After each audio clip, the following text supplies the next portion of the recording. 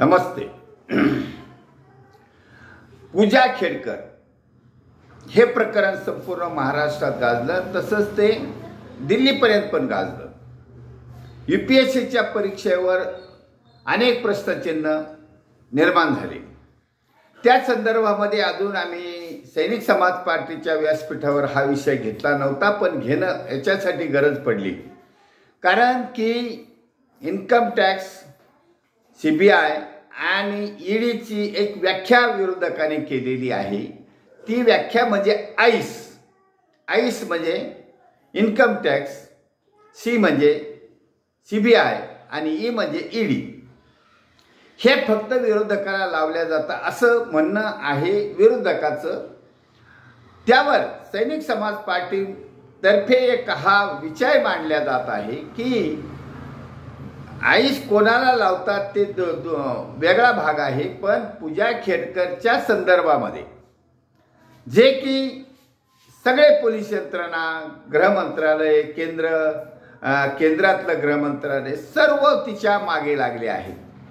आणि त्याचं जे फिर्यादी आहे विजय कुंभार नावाचा व्यक्ती जो महाराष्ट्रामध्ये आहे, तो पण त्याबरोबर गाजला आहे.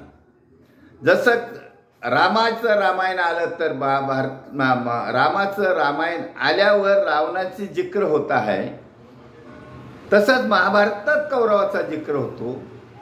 सिनेमामध्ये हिरोचा जसा रोल असतो तसाच सायमल्टेनियसली व्हिलनचा पण असतो. त्याप्रमाणे ठीक आहे, या ठिकाणी ती रॉंग असेल, पूजा खेडकर रॉंग असेल, तिचे वडील रॉंग असतील, परंतु जे कोणी आहेत संसदेमध्ये आणि विधानसभेत जाऊन आरडाओरडा करतात, मोठं TRP बनवतात आणि या आईसला वेगळं वळण देतात, ते सर्व स्वच्छ आहेत का? समाजाच्या माहितीप्रमाणे, आम समाजाच्या ज्ञानाप्रमाणे हा जेवढे लोक आमदार खासदारकीची शपथ घेतात, मंत्र्यालयात शपथ घेतात, देवा शपथ खरं सांगन म्हणतात, ह्या सर्वांचा जर गोस्वारा घेतला तर ती शपथ पूर्ण करतात का? त्या शपथेला ते जागतात का? त्या शपथेचं पालन करतात का? तर यामध्ये 440 करोड नव्हे, राजकीय नेत्याकडे 400 करोड 400,000 करोड अशा प्रॉपर्टी आहेत. मग त्या ठिकाणी कुठे गेली? इन्कम टॅक्स, CBI, ED ते काय कधी उजेडात येत नाही. कारण हे फक्त म्हणतात जे सत्तेवर आहेत ते त्याचा वापर करतात, जे विरोधक सत्तेवर गेले होते त्यांचा वापर करतील, पण याची दखल कोण घेईल? इनफॅक्ट हे जे ED, CBI, इन्कम टॅक्स असतील, हे दखल घेण्यास सर्वांवर दखल घेऊ शकत नाही. कारण मॅक्झिमम पब्लिक, मॅक्झिमम आमदार खासदार हे त्या कचाट्यात येऊ शकतात, परंतु ते पक्ष बदलून इकडचे तिकडे जातात. वॉशिंग मशीनमध्ये घालण्याचा विषय चालू आहे. हा सर्व चालू आहे, पण त्यांच्यात सत्ताधीश विरोधक सत्ताधीश ही लढाई चालू आहे. परंतु याच्यामध्ये बळी आम समाजाचा जातो. ह्या दोघांच्या लढाईमध्ये बळी जात आहे. आम समाजातील नागरिकांच्या पैशाची लूट होत आहे, आम समाजातील नागरिकांच्या हिताची लूट होत आहे. त्यामुळे आम समाजातील नागरिकांनी आता सावध होण्याची गरज आहे. सैनिक समाज पार्टीने तुमच्यासाठी पुढे आलेली आहे. सैनिक समाज पार्टीचं ध्येय आणि उद्दिष्ट फक्त आम समाज आहे. आम समाजच त्यांचा एक सब्जेक्ट मॅटर आहे.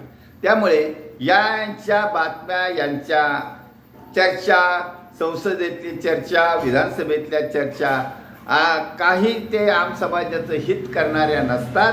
कारण अफिडेव्हिट खोटं देणाऱ्या यांची सुरुवातच निवडणुकीपासून झालेली असते. अफिडेव्हिट खरं का खोटं हे ठरवलं जात नाही. कोणताही प्रशासकीय यंत्रणा त्याच्यावर काम करत नाही. CBI करत नाही, ED करत नाही, आणि हे खोटं चालूच आहे. हा 10% खोटा असेल तर तो 11% खोटा. त्यामुळं 100%, 99% असं 19-20 का फरक आहे. त्यामुळं ह्या सर्वावर दखल घेण्याचं काम आम समाजातील नागरिकांनी करायचं आहे. आम समाजातल्या नागरिकांनीच करावं असं हे सैनिक समाज पार्टीची विचारधारा आहे. त्यामुळे सर्व सफाया होणार आहे. या सत्ताधीश असो विरोधक असो, पण खोटी शपथ घेऊन तुम्ही सत्तेवर जाता, तिथंच तुम्ही शपथेचं अवमान करता.